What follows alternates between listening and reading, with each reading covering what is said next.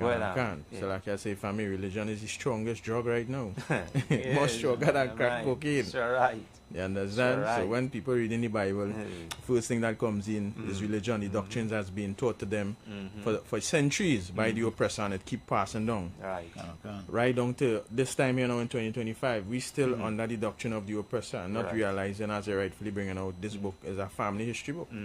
It's just history of a family. You understand? The Lord's chosen people, what He want them to do from what He don't want them to do, Right. and also showing them the people around them.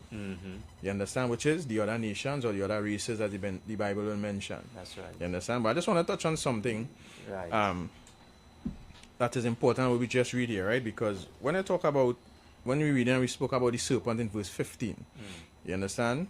The Christian church or religious leaders wouldn't explain certain things because, you know, you go read it, you go feel good, you go sound good. Right. But not knowing, you have to pay attention to what you're reading, pay attention to how you're listening and asking questions, meaning you ask your religious leaders questions as well too. That's right.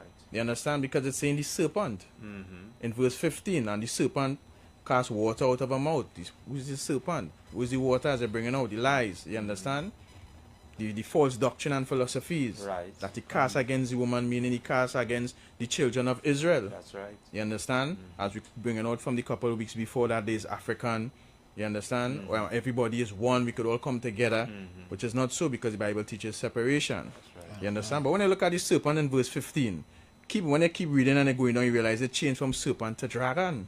So then what really happening? Right. You understand? Because verse 17 saying, and the dragon was wrought. We was just speaking about a serpent. How come now it turned to a dragon? Right.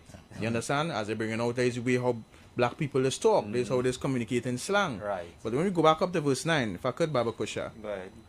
right? The book of Revelation, chapter 12 and verse 9. And oh, yeah, can. Yeah. Breaking it down. Tawada, sir. Yeah. Revelation 12 and 9. The book of Revelations 12 and verse 9. Right?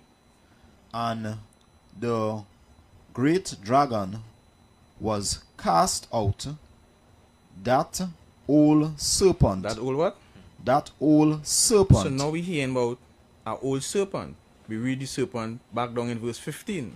You understand? Now when we go back and you're hearing the old serpent, you have to go back to the Old Testament and see who was that serpent. When you go back to the book of Genesis, you're seeing where the serpent was the most subtle beast in the field. That's right. Okay. You understand? So now you understand, and it wasn't a snake.